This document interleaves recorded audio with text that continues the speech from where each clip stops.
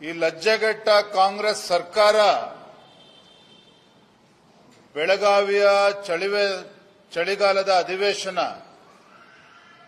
ಸಂಪೂರ್ಣವಾಗಿ ಸಮಯವನ್ನ ವ್ಯರ್ಥ ಮಾಡ್ತಾ ಇದೆ. ರಾಜ್ಯದ ಜ್ವಲಂತ ಸಮಸ್ಯೆಗಳ ಬಗ್ಗೆ ಚರ್ಚೆ ಮಾಡೋದಕ್ಕೆ ಮುಖ್ಯಮಂತ್ರಿಗಳ ಆದಿಯಾಗಿ ರಾಜ್ಯ ಸರ್ಕಾರ ತಯಾರಿಲ್ಲ. ಉತ್ತರ ಕರ್ನಾಟಕದ ಸಮಸ್ಯೆಗಳ ಬಗ್ಗೆ ಚರ್ಚೆ ಮಾಡೋದಕ್ಕೆ ತಯಾರಿಲ್ಲ. ಬಾಣಂತಿಯರ ಸಾವು, ಶಿಶುಗಳ ಮರಣ, ಇದ್ರ ಬಗ್ಗೆನೂ ಕೂಡ ಚರ್ಚೆಗೆ ಸರ್ಕಾರ ತಯಾರಿಲ್ಲ. ಒಂದ್ ಕಡೆ ಮುಖ್ಯಮಂತ್ರಿಗಳು ರಾಜ್ಯದ ಉಚ್ಚ ನ್ಯಾಯಾಲಯದಲ್ಲಿ ಮೂಢ ತನಿಖೆ ಸಿಬಿಐಯಿಂದ ಆಗಬೇಕು ಅಂತೇಳಿ ಚರ್ಚೆ ನಡೀತಾ ಇದೆ. ಮತ್ತೊಂದು ಕಡೆ ಎನ್ಫೋರ್ಸ್ಮೆಂಟ್ ಡೈರೆಕ್ಟರೇಟ್ ಕೂಡ ತನಿಖೆ ನಡೆಸ್ತಾ ಇದೆ. ಹಾಗಾಗಿ ಮುಖ್ಯಮಂತ್ರಿಗಳು ಒಂದು ರೀತಿ ವಿಚಲಿತರಾದಂತೆ ನಡ್ಕೊಳ್ತಾ ಇದ್ದಾರೆ. ನೋಡಿ, ಪತ್ರಿಕೆಗಳಲ್ಲೂ ಕೂಡ ಬಂದಿದೆ. ನಾಳೆಯಿಂದ ಅಧಿವೇಶನದಲ್ಲಿ ಮುನಿರತ್ನ ವಿಚಾರದ ಬಗ್ಗೆ ಚರ್ಚೆ ಮಾಡಬೇಕು, ಯಡಿಯೂರಪ್ಪನವರ ಪ್ರಕರಣಗಳ ಬಗ್ಗೆ ಚರ್ಚೆ ಮಾಡಬೇಕು, ಕೋವಿಡ್ ಬಗ್ಗೆ ಚರ್ಚೆ ಮಾಡಬೇಕು. ಅಲ್ಲರಿ, ಕೋವಿಡ್ ಇವತ್ತು ಮೈಕಲ್ ಕುನ್ನ ಮಧ್ಯಂತರ ವರದಿ ಏನು ಆತುರ ಇತ್ತು. ಸರ್ಕಾರ ಬಂದು ಹತ್ತತ್ರ 2 ವರ್ಷ ಆಗ್ತಾ ಇದೆ. 2 ವರ್ಷಗಳಲ್ಲಿ ನೀವು ತಲೆ ಕೆಡಿಸ್ಕೊಂಡಿಲ್ಲ. ಈಗ ಮಧ್ಯಂತರ ವರದಿಯನ್ನು ತೆಗೆದುಕೊಂಡು ಅದರ ಆಧಾರದ ಮೇಲೆ ಎಫ್ಐಆರ್ ಅನ್ನು ರಿಜಿಸ್ಟರ್ ಮಾಡಿ ಅದು ಅಧಿವೇಶನದಲ್ಲಿ ಚರ್ಚೆ ಮಾಡಬೇಕು ಅಂತೇಳಿ ಸರ್ಕಾರ ಬಯಸ್ತಾ ಇದೆ ಅಂತ ಹೇಳಿದ್ರೆ, ಸದನವನ್ನ ದಿಕ್ಕು ತಪ್ಪಿಸ್ತಕ್ಕಂಥ ಕೆಲಸ ಇವತ್ತು ರಾಜ್ಯ ಸರ್ಕಾರ ಮಾಡ್ತಾ ಇದೆ ಅನ್ನೋದ್ರಲ್ಲಿ ಯಾವುದೇ ಅನುಮಾನಗಳಿಲ್ಲ. ಹಾಗಾಗಿ ರಾಜ್ಯ ಸರ್ಕಾರಕ್ಕೆ ರಾಜ್ಯದ ಅಭಿವೃದ್ಧಿ ಬಗ್ಗೆ ಚಿಂತನೆನೂ ಕೂಡ ಇಲ್ಲ. ಸಮಸ್ಯೆಗಳಿಂದ ಓಡಿ ಹೋಗ್ತಕ್ಕಂಥ ಪ್ರಯತ್ನ ಮಾಡ್ತಾ ಇದೆ. ಬೆಳಗಾವಿನಲ್ಲಿ ಪಂಚಮಸಾಲಿ ಸಮುದಾಯದ ಮೇಲೆ, ಹಿಂದೂಗಳ ಮೇಲೇನು ಲಾಠಿ ಪ್ರಹಾರವನ್ನು ಇವತ್ತು ರಾಜ್ಯ ಸರ್ಕಾರದ ಕುಮ್ಮಕ್ಕಿನಿಂದ ಆಗಿದೆ. ಕನಿಷ್ಠ ಮುಖ್ಯಮಂತ್ರಿಗಳು, ಗೃಹ ಸಚಿವರು ಒಂದು ವಿಷಾದವನ್ನು ಕೂಡ ವ್ಯಕ್ತಪಡಿಸಲಿಲ್ಲ ಸದನದಲ್ಲಿ. ಅಧಿಕಾರದ ಮದ ಇವರು ನೆತ್ತಿಗೆ ಏರಿದಂತೆ ಕಾಣ್ತಾ ಇದೆ. ಅಧಿಕಾರ ಶಾಶ್ವತ ಅನ್ನೋ ಭ್ರಮೆನಲ್ಲಿ ಇವತ್ತು ರಾಜ್ಯ ಸರ್ಕಾರ ಇದ್ದಂತೆ ಕಾಣ್ತಾ ಇದೆ. ಹಾಗಾಗಿ ಈ ರೀತಿ ಒಂದು ರೀತಿ ಆನೆ ನಡೆದಿದ್ದ ದಾರಿ ದರ್ಪದಿಂದ ರಾಜ್ಯ ಸರ್ಕಾರ ಮುಖ್ಯಮಂತ್ರಿಗಳು ನಡ್ಕೊಳ್ತಾ ಇರ್ತಕ್ಕಂಥದ್ದು ಖಂಡಿತ ಇದು ಸರಿಯಲ್ಲ. ನಾಳೆ ದಿನ ನಾವು ಸಹ, ಯಾಕಂದ್ರೆ ಉತ್ತರ ಕರ್ನಾಟಕದ ಬಗ್ಗೆ ಸಮಗ್ರ ಚರ್ಚೆನೂ ಕೂಡ ಆಗಬೇಕು.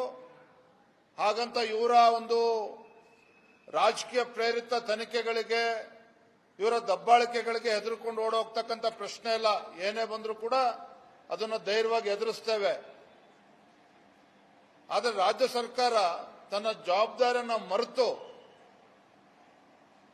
ಈ ರೀತಿ ಬೇಜವಾಬ್ದಾರಿಯಿಂದ ನಡ್ಕೊಳ್ತಾ ಇರ್ತಕ್ಕಂಥದ್ದು ಖಂಡಿತ ಅಕ್ಷಮ್ಯ ಅಪರಾಧ. ಇವತ್ತು ಬೆಳಗ್ಗೆ ನಾನು ದೃಶ್ಯ ಮಾಧ್ಯಮಗಳನ್ನು ನೋಡ್ತಾ ಇದ್ದೆ. ದಾವಣಗೆರೆಯಲ್ಲಿ ವಿಜಯೇಂದ್ರ ಅವರ ಶಕ್ತಿ ಪ್ರದರ್ಶನ ಸಮಾರಂಭಕ್ಕೆ ಪೂರ್ವ ತಯಾರಿ ಅಂತೇಳಿ ನಾನು ಇವತ್ತೊಂದು ಮಾತನ್ನು ಹೇಳ್ತೇನೆ. ಇವತ್ತು ಭಾರತೀಯ ಜನತಾ ಪಾರ್ಟಿನಲ್ಲಿ ಯಾವುದೇ ಒಂದು ಬಣ ಇಲ್ಲ. ನಾವೆಲ್ಲರೂ ಸಹ ಬಿಜೆಪಿಯ ಕಟ್ಟಾಳುಗಳು, ಕಾರ್ಯಕರ್ತರುಗಳು ನಾವೆಲ್ಲರೂ ಸಹ. ನಾನು ದಾವಣಗೆರೆಯಲ್ಲಿ ಸೇರಿರ್ತಕ್ಕಂಥ ಎಲ್ಲ ನಮ್ಮ ಮಾಜಿ ಶಾಸಕರು, ಪಕ್ಷದ ಮುಖಂಡರು ಕೂಡ ಈ ಸಂದರ್ಭದಲ್ಲಿ ನಾನು ಆಗ್ರಹವನ್ನು ಮಾಡ್ತೇನೆ. ಈಗಾಗಲೇ ಸಾಕಷ್ಟು ನಮ್ಮ ನಡವಳಿಕೆಯಿಂದ ಸಾಕಷ್ಟು ಗೊಂದಲಗಳು ರಾಜ್ಯದಲ್ಲಿ ಉಂಟಾಗಿದೆ. ಮತ್ತೆ ಮತ್ತೆ ಈ ರೀತಿ ಸಭೆಗಳನ್ನ ಮಾಡೋದ್ರ ಮುಖೇನ ಕಾರ್ಯಕರ್ತರಲ್ಲಿ ಗೊಂದಲ ಮೂಡಿಸ್ತಕ್ಕಂಥ ಕೆಲಸ ನಾವು ಯಾರು ಕೂಡ ಮಾಡಬಾರದು. ಮತ್ತೆ ಸ್ಪಷ್ಟವಾಗಿ ಹೇಳ್ತೇನೆ, ಯಾವುದೇ ಒಂದು ಸಮಾವೇಶಗಳನ್ನಾಗಲಿ, ಯಾವುದೇ ಕಾರ್ಯಕ್ರಮ ನಮ್ಮ ಕಣ್ಮುಂದೆ ಯಾವುದು ಕೂಡ ಇಲ್ಲ.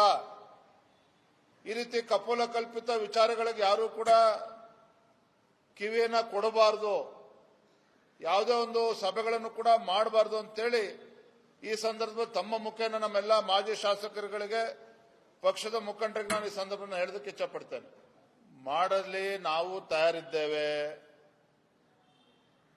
ಆದರೆ ಲಜ್ಜೆಗೆಟ್ಟ ಸರ್ಕಾರ, ಸಚಿವರು, ನನ್ನ ಮೊನ್ನೆ ಪ್ರಿಯಾಂಕಾ ಗಾಂಧಿ ಅವರು ಹೇಳಿಕೆಯನ್ನು ನೋಡ್ತಾ ಇದ್ದೆ, ಬುದ್ಧಿ ಭ್ರಮಣೆ ಆದಂತೆ ಕಾಣ್ತಾ ಇದೆ ಕಾಂಗ್ರೆಸ್ ಶಾಸಕರಿಗೆ, ಮಂತ್ರಿಗಳಿಗೆ. ಬಿಜೆಪಿ ಸರ್ಕಾರ ಇದ್ದಾಗ, ಯಡಿಯೂರಪ್ಪರು ಮುಖ್ಯಮಂತ್ರಿಗಳಿದ್ದಾಗ ವಕ್ಫ್ ಅಂದಿನ ಅನ್ವರ್ ಮಾನಪಾಡಿ ಅವರು ಒಂದು ರಿಪೋರ್ಟ್ ಅನ್ನು ಕೊಟ್ಟಿದ್ದಾರೆ. ಅದರಲ್ಲಿ ಹಿಂದಿನ ಸರ್ಕಾರ, ಕಾಂಗ್ರೆಸ್ ಪಕ್ಷದಲ್ಲಿದ್ದಂಥ ಮುಖಂಡರುಗಳು ಯಾವ ರೀತಿ ಅವ್ಯವಹಾರ ಮಾಡಿದ್ದಾರೆ ಅನ್ನೋದನ್ನ ವರದಿಯಲ್ಲಿ ಉಲ್ಲೇಖ ಮಾಡಿದ್ದಾರೆ. ವಿಜಯೇಂದ್ರನೊಬ್ಬ ಅಂದಿನ ಮುಖ್ಯಮಂತ್ರಿಗಳ ಮಗ ಆಗಿ ನಾನ್ಯಾಕೆ ಅನ್ವರ್ ಮಾನಪಾಡಿ ಅವ್ರ ಮನೆಗೆ ಹೋಗಬೇಕು, ನಾನ್ಯಾಕೆ 150 ಕೋಟಿ ಆಫರ್ ಮಾಡಬೇಕು, ಅದು ಕಾಂಗ್ರೆಸ್ ಮುಖಂಡರನ್ನ ಬಚಾವ್ ಮಾಡೋದಕ್ಕೆ? ಇದೇನಾದ್ರು ತರ್ಕ ಇದೆ ಇದರಲ್ಲಿ? ಇದನ್ನ ಮುಂದಿಟ್ಕೊಂಡು ಸದನದ ಸಮಯವನ್ನ ವ್ಯರ್ಥ ಮಾಡ್ತಾರೆ ಅಂತ ಹೇಳಿದ್ರೆ ಇದು ಮೂರ್ಖತನದ ಪರಮಾವಧಿ. ಇವರು ತಮ್ಮನ್ನ ತಾವು ಇವತ್ತಿನ ಹಗರಣದ ಸುಳಿಯಲ್ಲಿ ಸಿಲುಕಿ ಹಾಕೊಂಡಿರ್ತಕ್ಕಂಥ ರಾಜ್ಯ ಸರ್ಕಾರ ಸದನದ ಸಮಯವನ್ನು ಸಂಪೂರ್ಣವಾಗಿ ವ್ಯರ್ಥ ಮಾಡ್ತಾ ಇದ್ದಾರೆ. ನೋಡ್ರಿ, ಅನ್ವರ್ ಮಾನಪಾಡಿ ಹಿಂದೇನ್ ಹೇಳಿದ್ದಾರೆ ಗೊತ್ತಿಲ್ಲ, ಇವತ್ತೇನ್ ಹೇಳಿದ್ರೆ ನನ್ಗೆ ಗೊತ್ತಿಲ್ಲ, ನಾನು ನೋಡಿಲ್ಲ. ಆದ್ರೆ ನಾನು ಹೇಳ್ತೇನೆ, ಇದಕ್ಕೇನಾದ್ರು ಅರ್ಥ ಇದೆಯಾ? ಬಿಜೆಪಿ ಸರ್ಕಾರ ಇದ್ದಾಗ ಅವ್ರು ಕೊಟ್ಟಂತ ವರದಿನ ಕಾಂಗ್ರೆಸ್ ಮುಖಂಡರನ್ನ ಕಾಪಾಡಿ ಅಂತೇಳಿ ನಾನ್ಯಾಕೆ ಅವ್ರ ಮನೆ ಬಾಗಿಲಿಗೆ ಹೋಗ್ಬೇಕು? ನಾನ್ಯಾಕೆ ಕಾಂಗ್ರೆಸ್ ಪಕ್ಷದ ಮುಖಂಡರನ್ನ ಅವ್ರನ್ನ ಕಾಪಾಡಿ ಅಂತ ನಾನ್ಯಾಕೆ ಕೇಳಬೇಕು? ನನಗೇನು ದೊಡ್ಡಪ್ಪ ಚಿಕ್ಕಪ್ಪನ ಮಕ್ಕಳಿದಾರ ಕಾಂಗ್ರೆಸ್ ಪಕ್ಷದಲ್ಲಿ? ಮಲ್ಲಿಕಾರ್ಜುನ್ ಖರ್ಗೆ ಅವರು, ಪ್ರಿಯಾಂಕಾ ಖರ್ಗೆ ಅವರು ಮಾತನಾಡಿರ್ತಕ್ಕಂಥದ್ದು ಕೂಡ ಅರ್ಥಹೀನ. ಅದನ್ನ ಬಂಡವಾಳವಾಗಿ ಇಟ್ಕೊಂಡು ಮುಖ್ಯಮಂತ್ರಿಗಳು ಇವತ್ತು ಮಾತನಾಡ್ತಾರೆ ಅಂತ ಹೇಳಿದ್ರೆ ಇವ್ರಿಗೆ ಏನ್ ಹೇಳ್ಬೇಕೋ ಗೊತ್ತಿಲ್ಲ. ಹಾಗಾಗಿ ಎಲ್ಲೊಂದ್ ಕಡೆ ಮುಖ್ಯಮಂತ್ರಿಗಳು ವಿಚಲಿತರಾಗಿದ್ದಾರೆ ಅಂತಕ್ಕಂಥದ್ದು ಸತ್ಯ. ಕೊಡ್ತೀನಿ, ಒಳ್ಳೆ ಕತೆ ಅಲ್ಲ.